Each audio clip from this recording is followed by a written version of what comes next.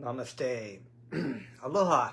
My name is Janapati Das, and welcome to the Wisdom of the Bhagavad Gita. We will be reading from the Bhagavad Gita as it is, translated and purported upon by my spiritual grandfather, A.C. Bhaktivedanta Swami Prabhupada. We will read some verses, we will discuss the verses, and we will read the reports by His Divine Grace. And so please let me offer my respects to you. Thank you very much for tuning into Yoga Kirtan Hawai'i.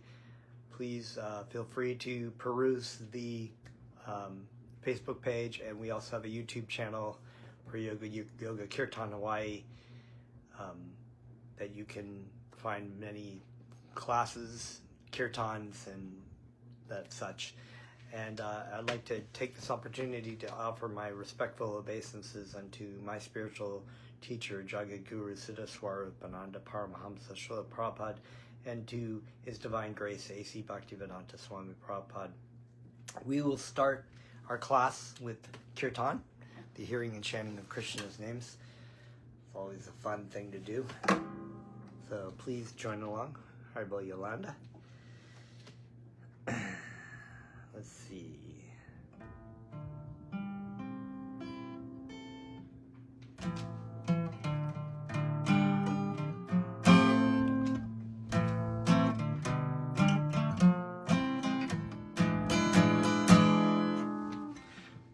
Namo Vishnu Padaya Krishna Prastaya Bhutale Srimate Siddhaswarupananda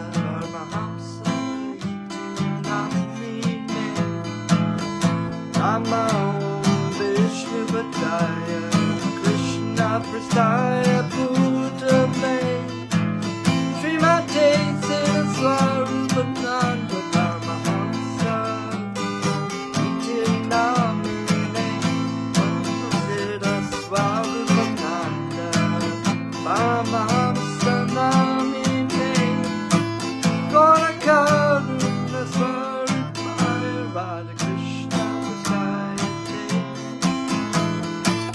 Namo Siddhaswarupananda Paramahamsa Namine Gora Karuna Swarupaya Radha Krishna Krishnayate Namo Vishnu Padaya Krishna Prastaya Bhutale Srimate Bhakti Vedanta Swami Iti Namine Namo Vishnu Padaya Krishna Prastaya Bhutale Srimate Bhakti Vedanta Swami Iti Namine Vaja Shri Krishna Chaitanya Prabhu Nityananda Shri Advaita Gadadhara Shri Vasudeva Bhakta Vrinda Vaja Shri Krishna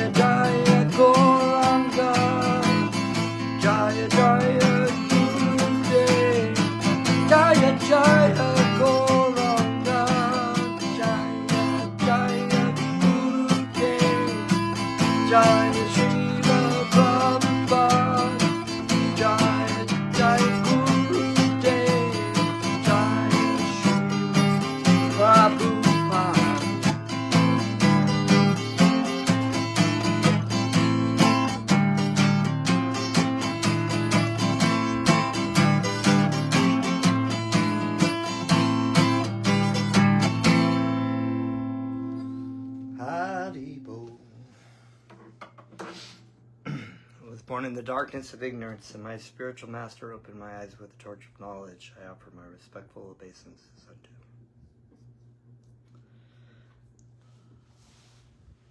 So welcome to the Bhagavad Gita as it is class. My name is Janapati Das, and the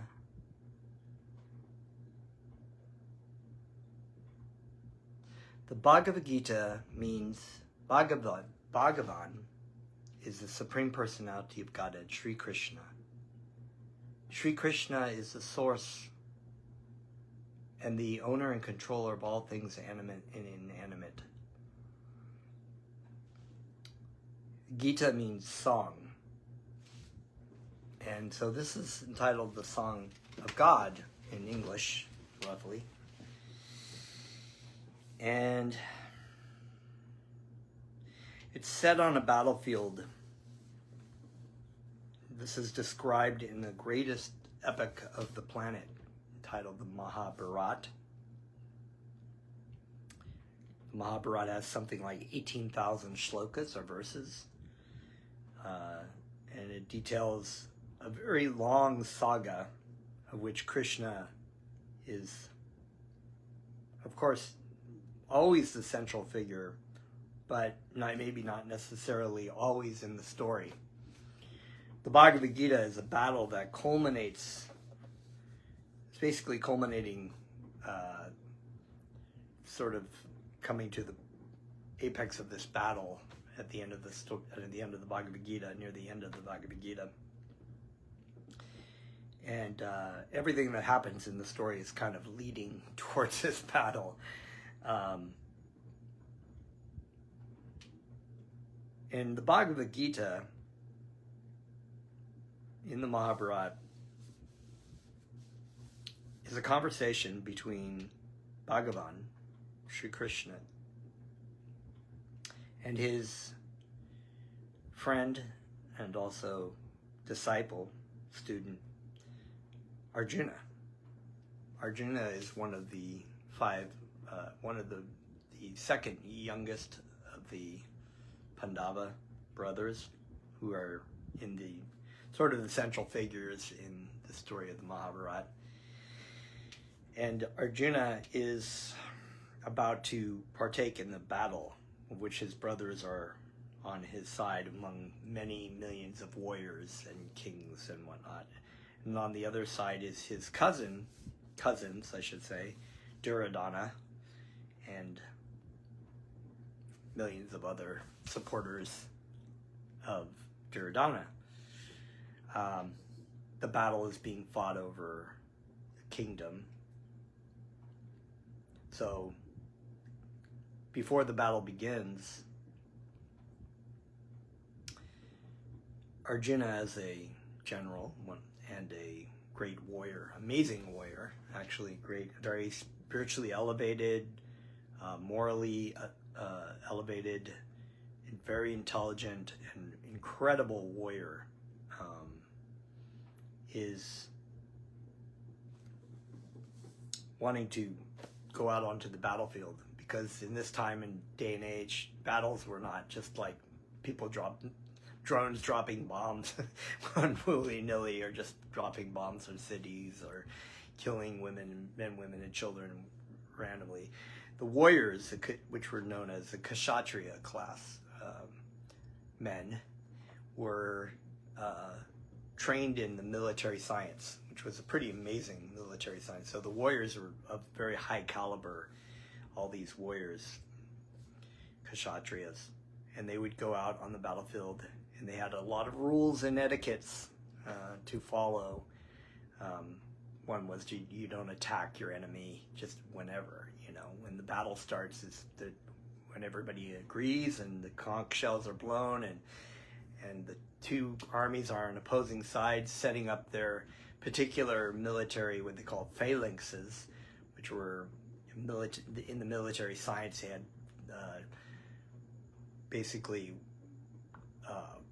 organization in different kinds of ways that the great military teachers and generals would plan to try to outwit their partner, outwit their opponent, right?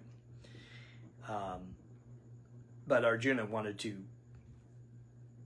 there was a space, a clearing in the middle of the battlefield, and he asked Krishna, and Krishna is the Supreme Personality of Godhead, but because he is beholden to his devotee, Arjuna chose him to be a chariot driver for his chariot. So he was asking Krishna to take them out to the middle of the battlefield. So this is when the Bhagavad Gita is sort of at this point where this is happening. And upon going out into the battlefield,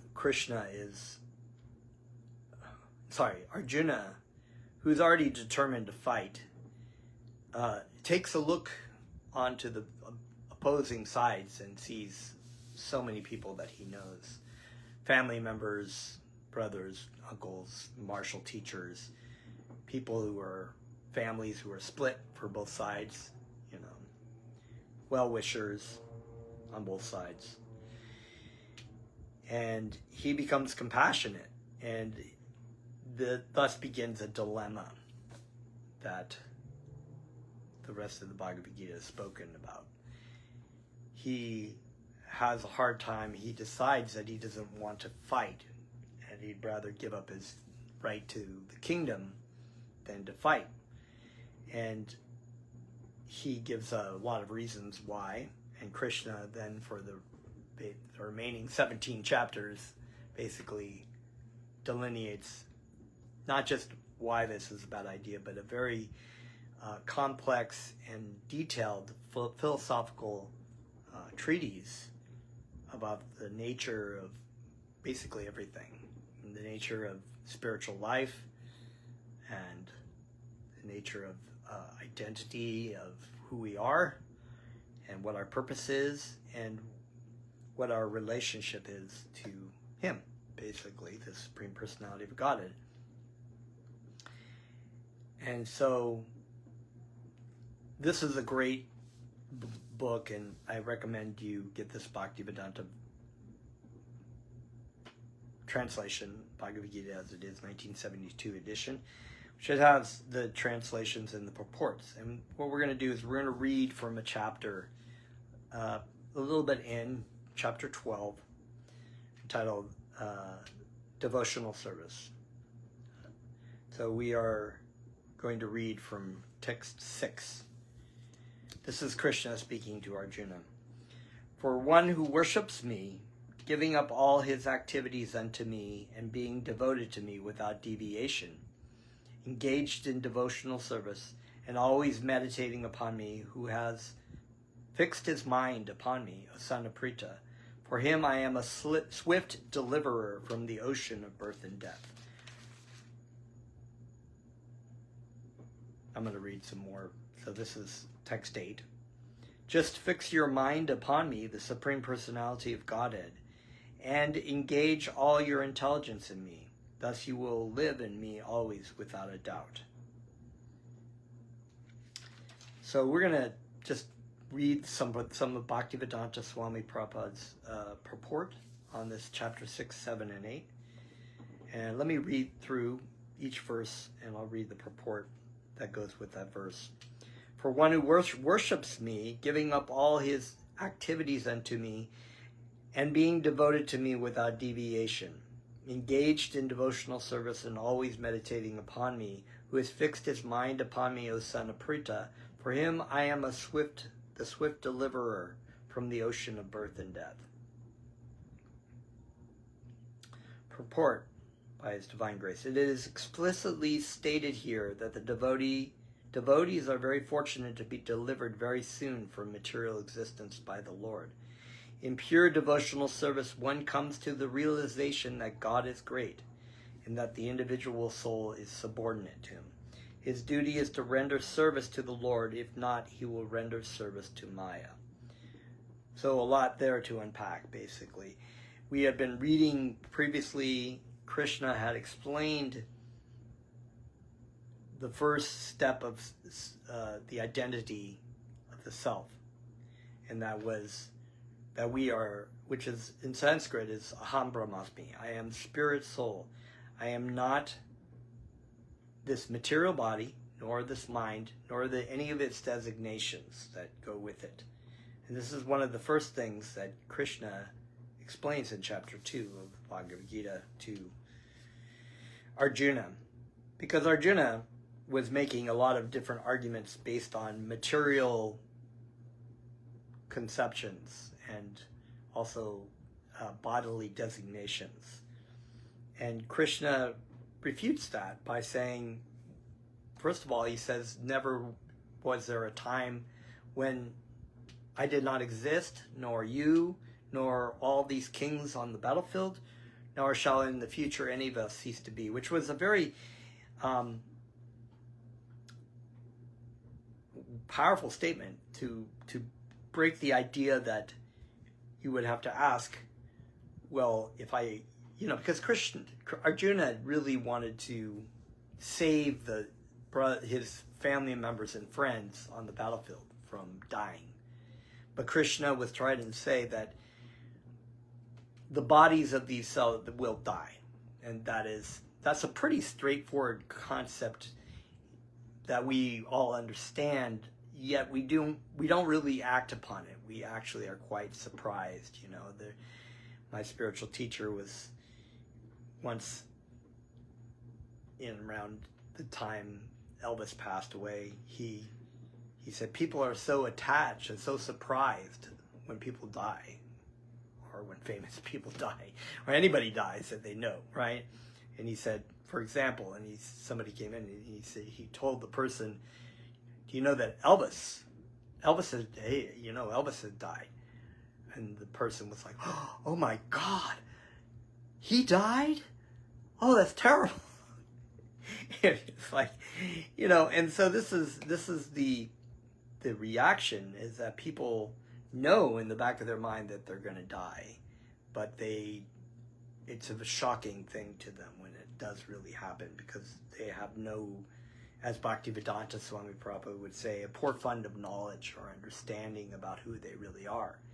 And this is one of the first things that Krishna was telling Arjuna was that, for the soul there is neither birth nor death, nor having once been does he ever cease to be. He's unborn, he's eternal, ever existing, primeval. He is not slain when the body is slain. So it clearly delineates the difference between the body, the mind, the material energies that we learn about in chapter 7 as being earth, water, fire, air, different elements: earth, water, fire, air, ether, mind, intelligence, and false ego, all inferior, categorized as the inferior, gross and subtle elements of the material body.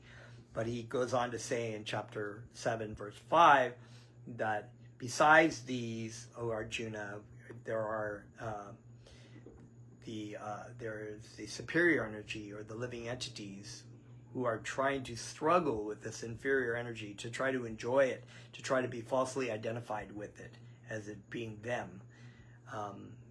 And they are sustaining the universe. So this is one of the first things that was explained here. And in Bhaktivedanta, talks about the three steps of knowing, understanding essence as being spirit soul, position as being not the supreme spirit or supreme soul, but the dominated part and parcel spiritual energy of Krishna, and the function, which is to render loving service unto Krishna. So this is explained here by Bhaktivedanta, that the individual soul exists and is subordinate to God, and his duty is to render service to God. If not, he will render service to Maya. Maya, of course, is another word for the material energy. The material energy is the indirect servant or energy of external energy of God. So you will be serving God, as Bob Dylan so famously said in that verse, that song that he wrote called "You've Got to Serve Somebody." It might be the devil, it might be God, but you got to serve somebody, right? So it's like you're going to be serving the external energy, or you're going to be serving Krishna directly, but you'll be serving one. If you're serving the material energy, you are not directly serving God, but you're still serving his energy. So you're still technically serving God, but just under the illusion that this is somehow you. And this is what Arjuna had the illusion about. Continuing, as stated before, the Supreme Lord can only be appreciated by devotional service. Therefore, one should be fully devoted. One should fix his mind fully on Krishna in order to achieve him. One should work only for Krishna.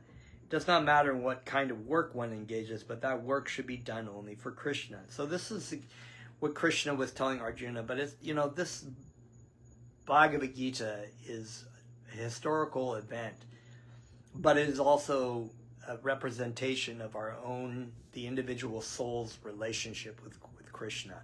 So, in other words, we have a dilemma. We have many dilemmas, actually, in our life. And we have to come to terms with the fact that, are we going to try to serve ourselves, or are we going to try to serve Krishna? The original relationship eternally is our relationship of serving Krishna. That is what makes us happy. That is where we'll find true peace. But we have free will, so we often, in fact, everybody in the material world is here on the pretense that they are individually Krishna.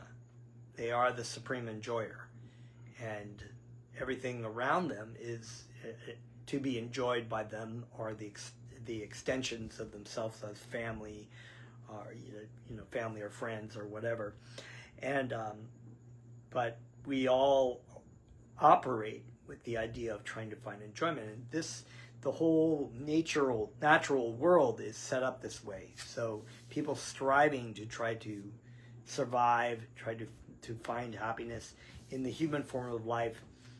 We see this very frequently of humans eating, sleeping, mating, and defending. And although they have the capability that is not seen in any other form of life, which is the ability to inquire about our suffering and about our spiritual identity, we do not use that. We use it, we are able to inquire about things, but oftentimes we use it to try to better facilitate some kind of pursuit of happiness through our senses in eating, sleeping, mating, and defending. You can kind of see this in any aspect of the world. We're especially here in the United States and the Western world, where we're in the first world country, we're very lavishly, economically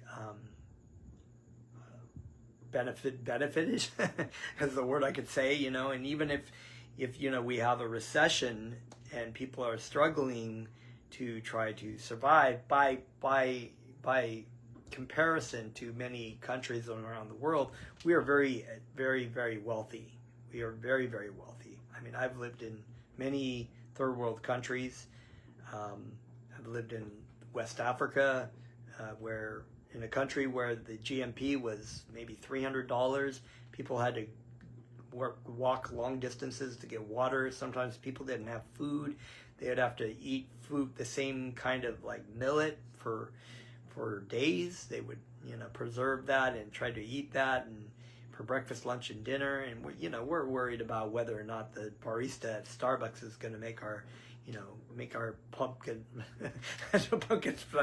spice latte right. It's like, so we are really so that's that's kind of like where we're at with that. We're dedicated to our pursuit of happiness through our senses of eating, sleeping, mating, and defending. The other things we don't really need to go into detail, but we're very fixated on how we sleep, what kind of beds we buy. We're very fixated on sexual sex and everything. We're very fixated on defending things, whether it's defending our property, buying the proper guns to defend ourselves, or as a country we have to defend ourselves, so we spend so much money on defense. So we're always either eating, sleeping, mating, defending, which is what animals do. But we have this propensity to be able to inquire, why am I not, all these other things that I'm doing is not really satisfying me. Why? And this is where the Bhagavad Gita comes in to teach us about why. What we should be doing. And this is reflected not in our life only, but also in the life of Arjuna, and what Krishna is explaining as his spiritual master and as the Supreme Personality of Godhead. So, continuing. It does not matter what kind of work one engages, but that work should be done only for Krishna. That is the standard of devotional service. So we can also do many activities. People ask, well, how do you do spiritual life? How do you do meditation in your life? Basically, you can be doing a lot of what you're doing already, working, raising families, but the focus is different. The focus is on Krishna. How do we dovetail that into the service of Krishna rather than for our own pleasure? So Arjuna was a warrior. He was an amazing warrior. Krishna wanted him to fight the battle of Kurukshetra for many reasons, which are in the Bhagavad Gita and in the Mahabharata. But primarily also because Krishna had asked him to do that, to do service in the service of Krishna without the attachment of like, what's going to come out of it? What am I going to get out of it? You know, but just as a matter of just doing it for the service of God. The devotee does not desire any achievement other than pleasing the Supreme Personality of Godhead. His life's mission is to please Krishna, and he can sacrifice everything for Krishna's satisfaction, just as Arjuna did in the Battle of Kurukshetra. The process is very simple. One can devote himself in his occupation and engage at the same time in chanting Hare Krishna, Krishna Krishna, Hare Hare, Hare Rama, Rama Rama, Hare Hare. Such transcendental chanting attracts the devotees to the personality of Godhead. And in this day and age of Kali Yuga, this is the greatest service one can do, is chanting Krishna's names. It's not only great for your own spiritual self-realization, but it's also good for all living entities. For we're looking for true peace, for true happiness.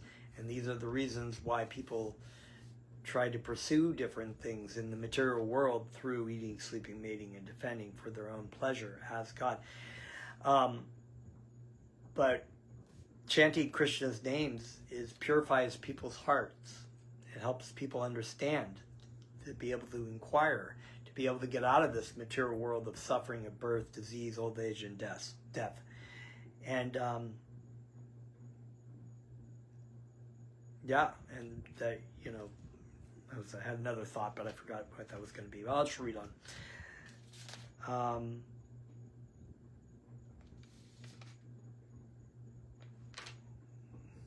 Let's read from the next verse. So where it says, just fix your mind upon me, the Supreme Personality of Godhead. Engage all your intelligence in me, thus you will live in me always without a doubt. So that's basically reinstating our position of what we've forgotten, where we're really happy. You know, we're not very happy in this material world. I mean, I think there is an illusion of happiness that somehow or another, if I just keep following my mind's desires down the road of where that goes, down the road of what's called mukti and bhukti, the two witches of allurement, attraction and repulsion, right? We were attracted to things in the material world. That food looks really good, that girl looks really good, that job looks really good, that car looks really good, I'm going to follow, you know, like that. So then I get the girl, I try to enjoy the girl, I maybe marry the girl, and then I find that I don't really like the girl. After a while, she starts getting on my nerves, and there's another girl that I want to see. And basically our mind is playing this monkey game all the time. We're jumping back and forth, and we're just trying to suck the pleasure out of things. And by nature, our pursuit of what is termed in the Vedic tradition as lust, or this kind of desire to own and control things, a burning desire to try to enjoy and control things, just ends up very badly, usually in anger and frustration. And here we have these living entities confused as thinking that they're their body, so many living entities, and humans especially, all acting under the pretense that they are God and they are the supreme enjoyer. And nobody makes the direct correlation to why we have so many problems in the world to that. People have theories about what they do, what it is, but why are people why is there war? Why is there racism? Why is there such great environmental degradation? This desire to try to enjoy and find this happiness, which is natural in a spiritual sense with God. but is perverted into the material world to try to find this relationship with God. And this is what Arjuna is being told by Krishna, that just fix your mind upon me, surrender your life upon me, give your work and your duties upon me, and you will find the true happiness and peace that is natural, that is already situated in your eternal relationship with Krishna, but temporarily forgotten.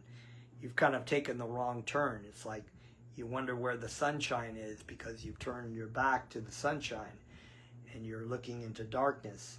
But the spiritual teacher, the mercy of Krishna, we have the pure devotee of Krishna who comes and instructs us about how to turn back to the light, or in the cave sense, how to find your way out of the cave of the material world. We're in this dark cave, right? And the spiritual master comes with the torch of knowledge, which is the Vedic knowledge, right? The knowledge of the Bhagavad Gita, and says, I know the way out. It's this way. Just follow me. And if we're smart, we'll follow, and we will chant Krishna's names to follow our way out back to the sunshine. So this is very wonderful. I'm going to end here, but I recommend just meditating on, if you have a Bhagavad Gita as it is, meditate on these verses, read the wonderful purports by His Divine Grace, and I will see you next time. Thank you very much. Namaste.